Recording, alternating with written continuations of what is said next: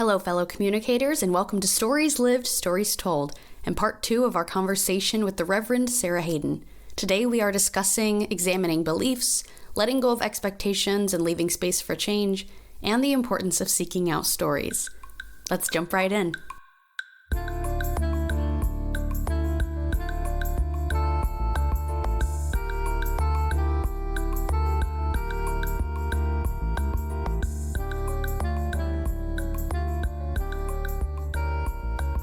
One of the roles I know you in is Reverend, and I don't actually know, though, the story of your call, of your whole journey.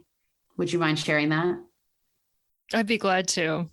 It's less of a sort of being struck by lightning or something like that sort of calling.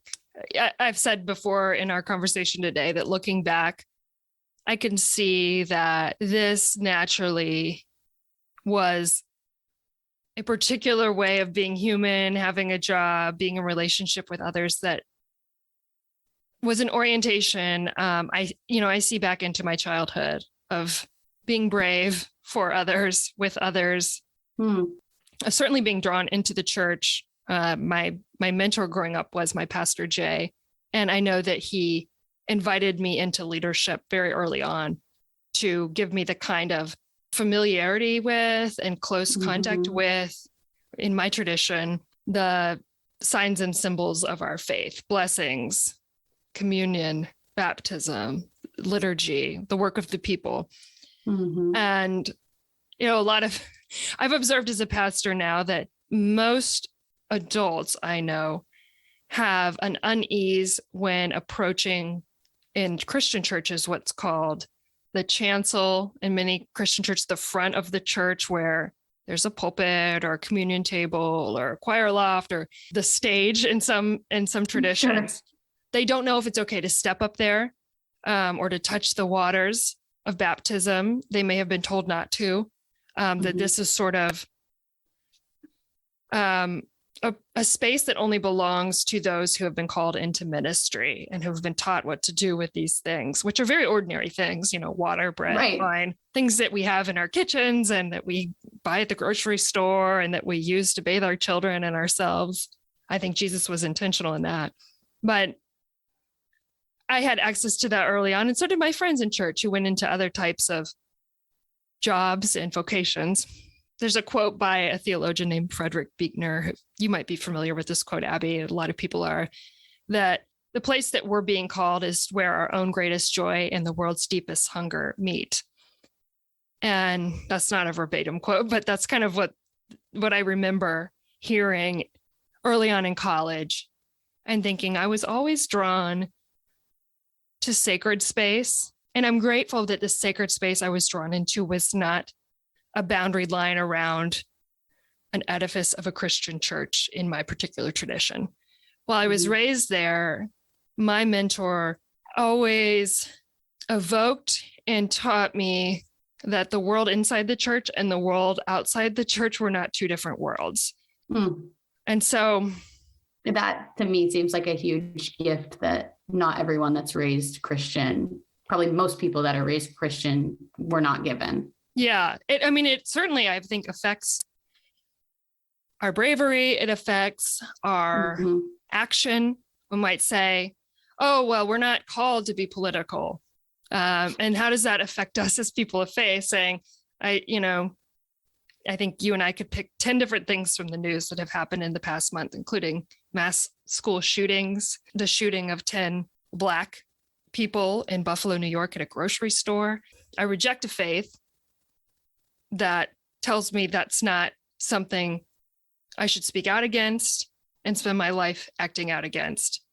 So I always grew up with that sense of calling, and I felt like I actually went into college pre-med and loved medicine, was super interested in all kinds of things like that. I didn't know that. Yeah, very interested, and I think I could probably have been fulfilled being a doctor or a teacher or any number of things. And ministry in some sense is the ultimate Renaissance profession where you get to be in so many different contexts. Yes.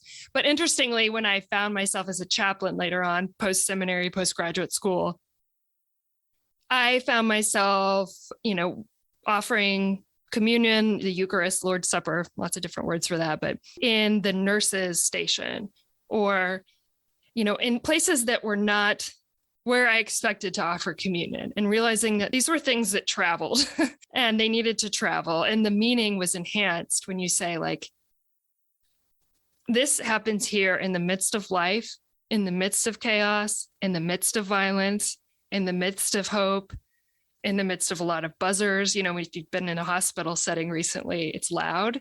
There are pages on the intercom. People have to come in and go out.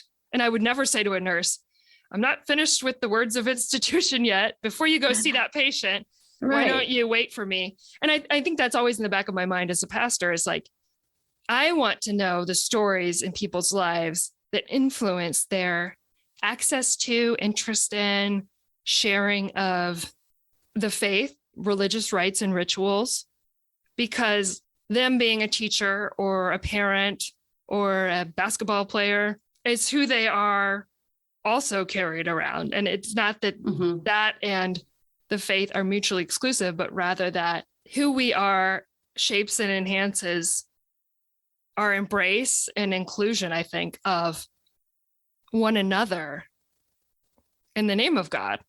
So putting our stories there tells other people also, I belong here. Yeah. Yeah.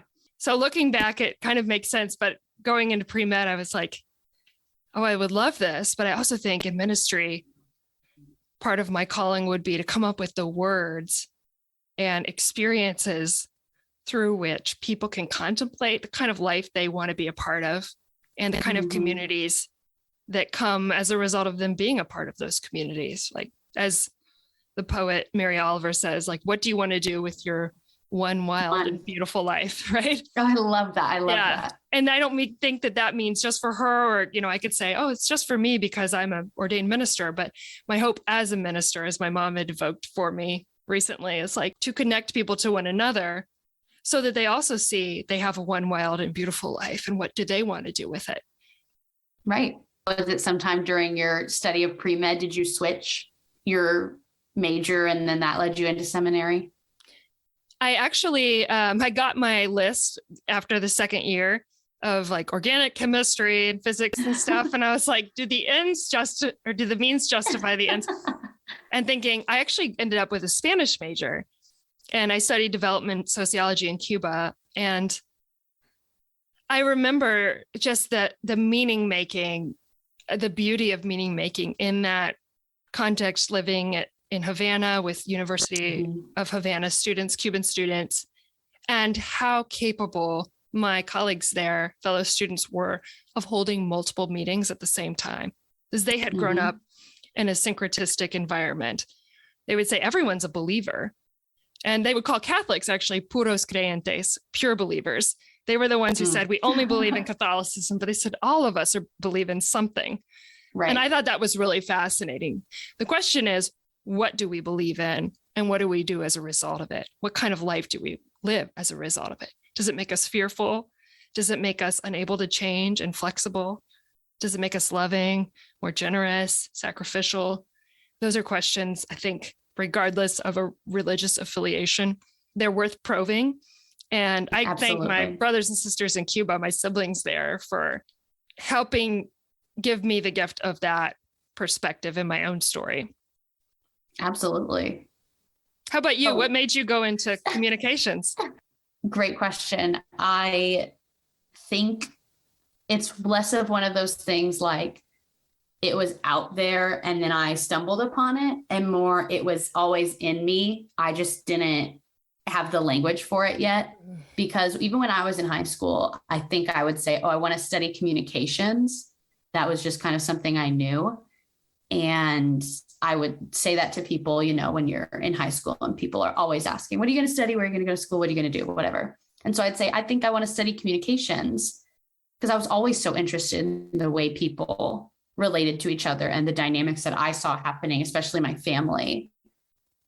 And I'd say, I want to study communications. And they'd go, oh, so like PR, HR, social media stuff, right? And I'm like, oh, no, that's not it for me. For a lot of people, yes, but I just felt such a dissonance there, because I thought, oh, that's not what I meant when I said communications. I guess I'm wrong about what communications is. And so I didn't go into college majoring in communications. I started as political science, and I had 2 political science classes my first semester. And one of them was American history. And that was really interesting. And so I ended up then with a history minor, but the other one was just awful, partially because of the professor. Honestly, it was the way that I found myself relating to other people in that department. I just found myself saying, I don't think these are my people. Mm-hmm.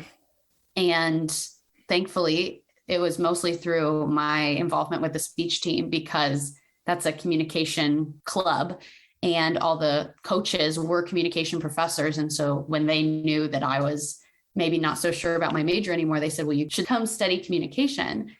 And that's when I learned that there were different tracks, basically different concentrations within communication. And so there's the public communication, the organizational communication, and then the interpersonal communication.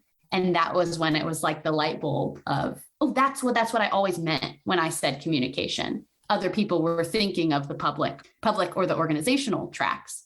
And so I started getting into that, and I just immediately fell in love with those classes because it made so much sense to me. It was just like maybe I had all the pieces in my head, but I didn't know how they fit together until I was given that language.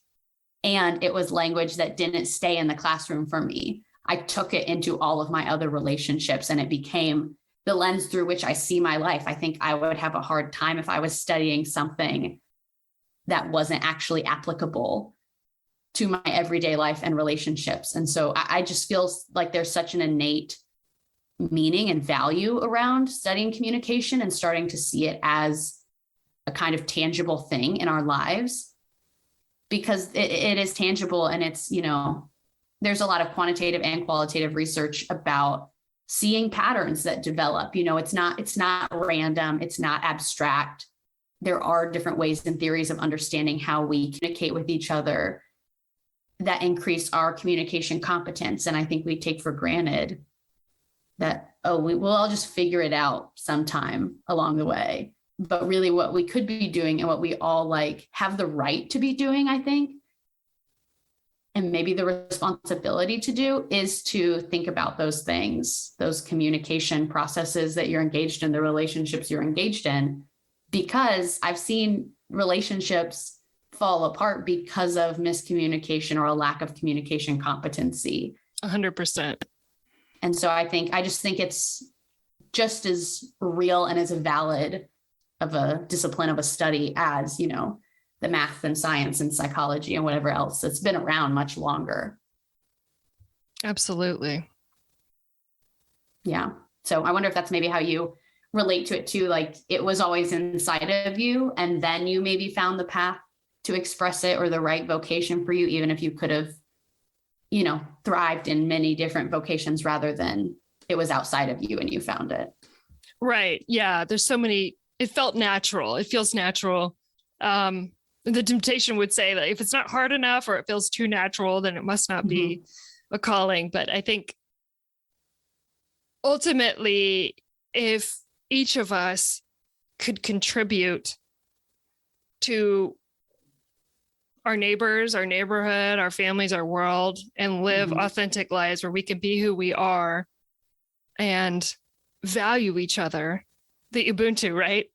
Contribute to the collective of our society, like that we're not people that vote and say, I don't have kids, I don't care about the school system, or that's not my county, I don't care about their welfare. I think we're striving for a way forward in our jobs and in our relationships to say, how can we live meaningfully, work meaningfully to contribute to the world, not that we have, but the world we'd like to see manifested. Yeah, I always say when folks are struggling vocationally, at least from a Judeo-Christian perspective, if you can do justice, be humble, love kindness, walk with God, then you can do anything. I wonder about what your relationship to your own faith and, your role as a reverend, your title of reverend, in what I perceive as a world that is becoming more and more suspicious, almost questioning of the role of religion and the validity of it. Oh, yeah. I certainly don't lead with my title unless there's a situation where it's important for me to self-identify. You might be on an interfaith panel or, if I'm preaching in a church or speaking about faith, I would self-identify as a reverend. But I do find people relate very differently when they find out what your job is. In many cases, as a woman as someone who is for a very brief period of time under 40. And certainly when I was ordained 15 years ago, there was an element of surprise, sometimes delight, excitement when people met me and found out later that I was a pastor.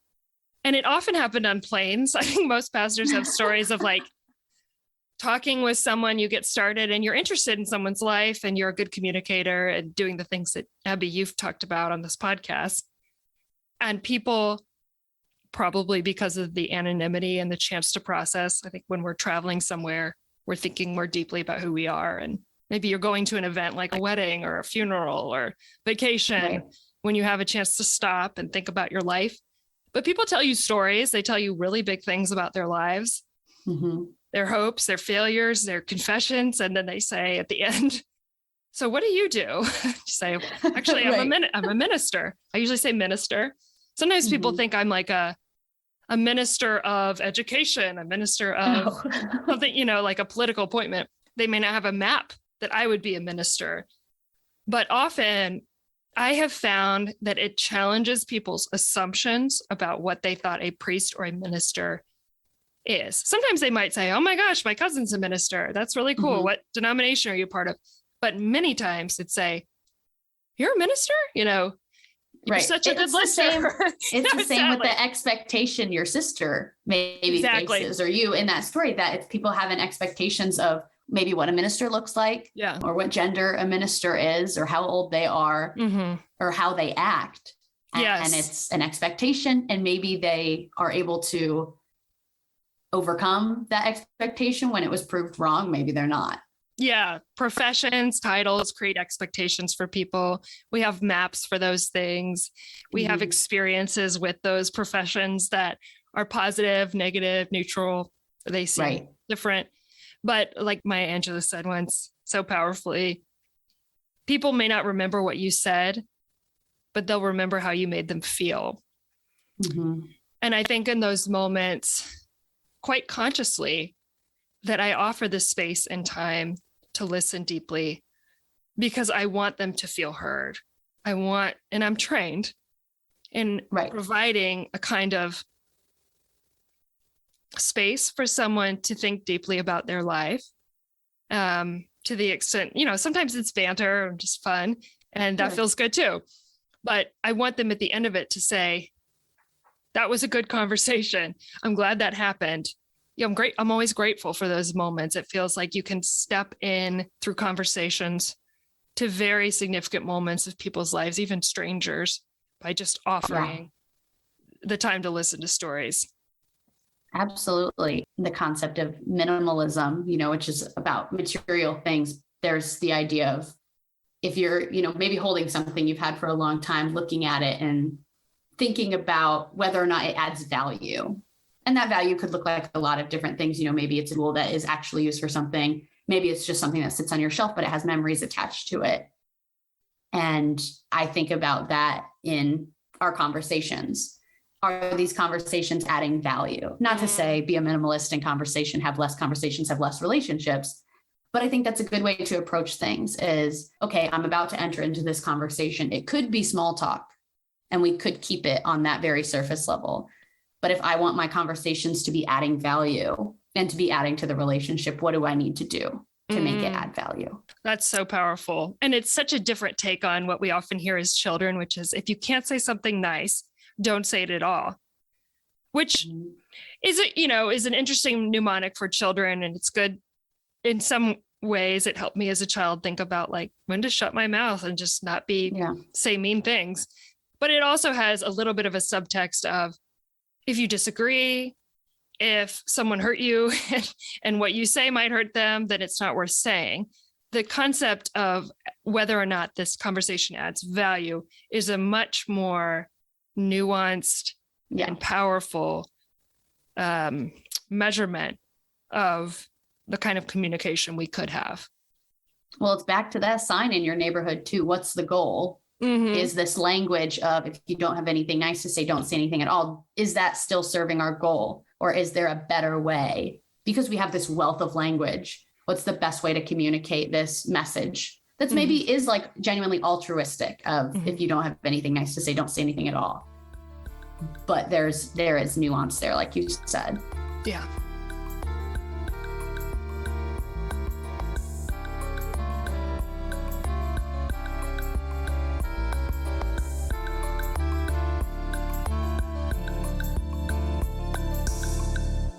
I am appreciative of having met you and your husband, who is the pastor of the church that I grew up in now, because I feel like both of you and the way you talk about faith, at least what I've seen of it, was really eye-opening for me in terms of, I think through your husband's preaching being the first times that I was able to see a little bit what you talked about earlier of the church innately being tied to issues of social justice, because I just wasn't hearing that before. And part of that was, just my coming of age and the types of conversations I wasn't having. But I that's really important to me, because I think my faith has definitely changed as I've grown up. And I feel kind of a weird sense of peace about that. Like I'm okay with that, because I've recognized that a lot of people have really negative experiences with the church, especially the Christian church. But I had such a positive one. And part of that is like, you talked about, as a woman, maybe people don't expect you to be a minister because they've never seen that. But I saw that growing up. There were always women who are pastors in the church. And so the first time that someone ever said to me, well, women can't be pastors, was at college. And it was shocking to me. Yeah. And so having a positive experience, which was mostly about the community that I had when I was growing up in our church, was what gave me a foundation to say, okay, I'm changing. The world is changing. I have this lens that I was, passed down kind of, because that's how it is when you're a kid in the church. I need to deconstruct this back to the very foundation of it and then rebuild it up on my own and see what kind of role faith could have in my life, is at least where I'm at right now. And this is just, I guess, more of a personal question that I've wondered is that, but your chance to be anonymous maybe doesn't happen all the time in the communities that you're directly a part of. If you're, your neighbors, your friends, when you're at church, you don't have that. And so I wonder, I have maybe the space to experience changes in my faith and questioning. But I wonder for you, what's that like being in kind of like a public role? Yeah, to a certain extent, in certain roles, there's a lot of different roles clergy have, some as a pastor within a parish or community organizer or teacher, professor. And it might be different for each person. For me, it's been important to demonstrate the idea of asking deeper questions and being discerning, making a conscious decision to reflect. And I see that as a part of what Jesus did in his conversations with people. Sometimes he actually asked more questions than saying things to people, as recorded in the gospel stories that we have. He might say, do you want to be made better? And that's a great question. Do we want to change? Sometimes we don't want to change. Sometimes it's not worth the effort to us, we think. Or who do you say that I am? He had a dialectic in his relationships with people. He wasn't saying, Abbie, here's 10 things to memorize about me. And when you say those, I'll know you're a Christian, or he didn't even use that word, of course. Right. He was a practitioner of the Jewish faith, but his faith also from the Jewish tradition had constant discourse about the scriptures and the stories about God. One rabbi might say, it used to be said that this happened, but now I say this. Because who we are when we read the text of our lives, our context, and the text of the Holy Scriptures is different on any given moment. And to me, that relates to CMM, right? 2 weeks ago, I actually might have read a scripture differently than who I am today because of my intentional openness towards the world in which the word lives. And the word of Jesus, W-O-R-D, capital W, is something more alive and set apart than just the text itself. It's something that is unleashed into our world and lives within people's faith, their testimony, their relationships themselves, which makes it a very complex thing, I think. So I want to demonstrate that because I don't want people to feel like faith is static or that something that is discordant for them is something that they just have to blindly believe. I think most people in the 21st century in many communities would just simply rather walk away than know something to be true to them based on their human experience or listening deeply to another's perspective, maybe another community, to say, I stand apart from this. This is the name I evoke, and this is why. For example, there's a theologian, Walter Brueggemann, who's an Old Testament scholar, who views our faith as one where we have a certain sense that is given to us or taught to us of a testimony. This is what we believe. But then there's always a moment when we live real human lives of openness toward our neighbor, where we experience dislocation. We're like, is that really what I was taught? You know what, like this doesn't square or seem as important as what I'm learning right now. So am I still a person of faith? We ask ourselves that question. If my faith has changed, or if my faith is changing and I'm not sure where it's being led to. And that process again and again requires a second naivete. We take this thing and we say, this is no longer true for me in the same way. Thank God, right? I mean, right. If we had said, these people, anything, chattel slavery, I mean, we have so much work to do.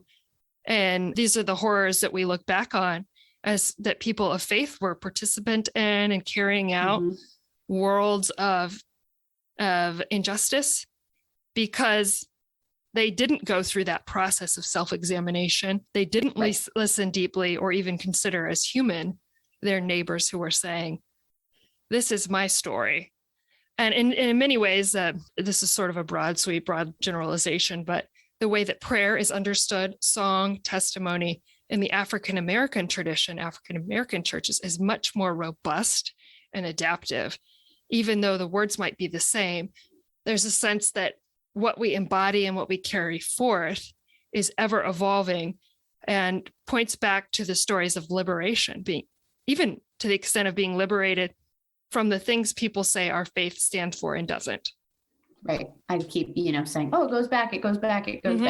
But I just am making so many connections in my head because the way I was saying that every institution is made up of people. That's true for the church as well. And so I think that's where some struggles happen is when it's human beings who are fallible and all the things that human beings are the ones trying to bring in the word of God, that there's just innately some dissonance in that. Yes. And that's okay, but it's the striving to examine and to reflect and to always be adapting and appreciating the importance of context and change and recognizing it as the real force that it is, to be able to let faith or God for people be what it needs to be, which is going to always be changing. Yes. I think the word of God, to use language that is spoken in Christian churches, like this is the word of the Lord, has a conscientizing function. So it's not just, oh, I'm reading this literally. There's no such thing as literally reading the text. Every person makes an interpretation no matter what, even the texts that were handed down literally in the Bible. But the process of conscientizing, how does this, whether it's a story of horror, of genocide, of liberation, of healing, how does it make me conscious of the way in which I live? And that is, I think, something that I can really stand by at this point in doing dialectical hermeneutics, of like reading the text carefully and saying, what does this story teach me? It doesn't necessarily teach me. I don't want people to think, in knowing me, take this text and do exactly what it says, because most of those functions in scripture should not be functioning. Most of those stories should not be functioning in that way. How does it conscientize us? Because in the scriptures, even Yahweh, this is the Hebrew name in the Hebrew Bible for the God of the Hebrews, God in the Christian tradition, Yahweh allows for the legitimacy of voices other than Yahweh's own, which is a radical thing.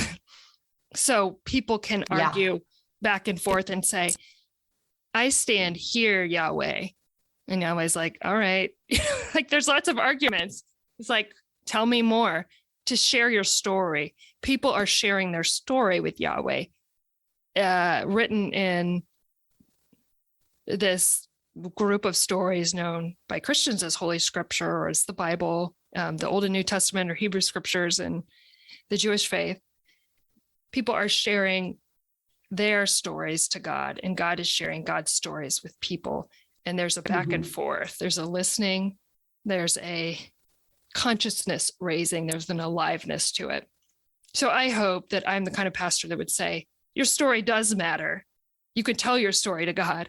It doesn't have to stand in the same way that someone's story did stand, or the way they told their story about their faith. In the spirit of CMM, what are the stories that you want to hear more of, and what stories matter most to you? What a great question. And what a slow question. You have to sort of stop and think about it. It strikes me as a very important question. Also interesting because if you have a phone these days, chances are your phone decides for you what kind of stories you want to hear. So it's very liberating to be asked, like, what do I want to hear more of? I mean, I think that's really a powerful question. It's worth considering over the long term. One of the things that comes to mind for me now is hearing stories of delight. I have a friend here in Indianapolis who talks about mutual delight. His name's Diamond. Stories of mutual delight. So I think when we learn to love something, whether it's like, you may know this about me, I really love plants. I love gardening. I like plant communities. And, I saw my boys when the dandelions came out, much to the chagrin of probably our neighbors. They said, oh, the wish flowers are back. The wish flowers are back. Because of course, many kids have blown the seeds of the dandelion heads all over the yard. And it's like, I love that, the delight in that. Someone delighting, exclaiming like, I saw this today. It was so wonderful. It was so beautiful. It takes me back to what I said about Everett, my neighbor, when we grew little pumpkins in our yard, he was like, what are these? And of course they look like pumpkins. He knew what a pumpkin was, but he couldn't believe it because he didn't think they could just grow in your yard if you planted the seeds. And just slowing down and delighting over what we can taste and touch, that mindfulness of like, someone made this meal for me and prepared it, whether it was someone you knew or didn't know. The beauty of the sky and the way it changes, shared delight around a book that you and your friend are reading together, just that feeling it creates of gratitude and appreciation. I feel that summer is such a beautiful time, and of course in the Northern Hemisphere summer now, but it's such a beautiful time to savor and delight and to share and invite other people into that delight. That's really beautiful. And I appreciate that as someone trying to bring more gratitude to the forefront of my life, because that's a a choice, to make and a perspective to have that I think is about abundance and about recognizing the enoughness and finding the gratitude in all of it. In the context of our conversation, I'm thinking that where I'm at, maybe with my faith right now, is the stories that I want to hear are people's just real experiences with their faith, because every one of those, any one of the millions of different ways that people have related or learned of faith or related to faith are valid. And I think there's a need even to hear those stories, because a lot of religions are filled with shoulds. This is how you should be, and this is how you will be, and this is how you're expected to be. But it's much more messy than that, than being able to just go along with those expectations. And so I think there's, to me, what I'm taking away from this conversation is just the value of people's different relationships to faith, as well as their call into whatever, not just letting that be a strictly religious word about where you're called to or what you're called to do or who you're called to love. I think everyone, whether they would say that or not, has some kind of call towards something. Yes. I think about those nurses, doctors, physicians, staff, environmental services who showed up throughout the pandemic, day in and day out.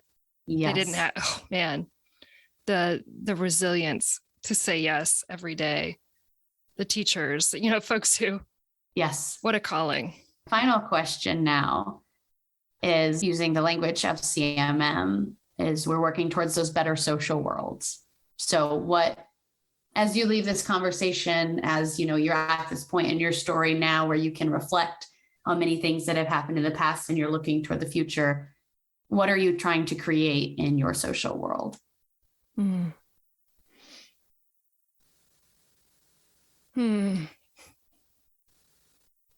If I had to pick one word, which I don't, because you're Abbie and you're giving me the freedom to choose. But the word, maybe two words: tenderness and mindfulness. Mindfulness of the stories behind the stories, the people who tell the stories, and the tenderness, like the preciousness, the hurriedness or the shyness that someone might tell their story with. Having done podcasts for my own work, I am aware so much of the tonal quality of the room and what kind of pacing someone brings to a conversation and the allowance of silence. And I find that when someone speaks quickly, it's a sign that they haven't maybe felt the freedom to be listened to, or that their story isn't important. So I'd like to approach my conversations with tenderness, holding them with soft hands, and mindfulness, being aware of my own reaction or the impact the story has on me, my body, my voice, my face, right. my thoughts, and a mindfulness of the story behind the story they're telling. I think it makes it possible to hear things in a different way and to continue to grow in relationship with folks, even when we say hard things to each other or have difficult stories to tell.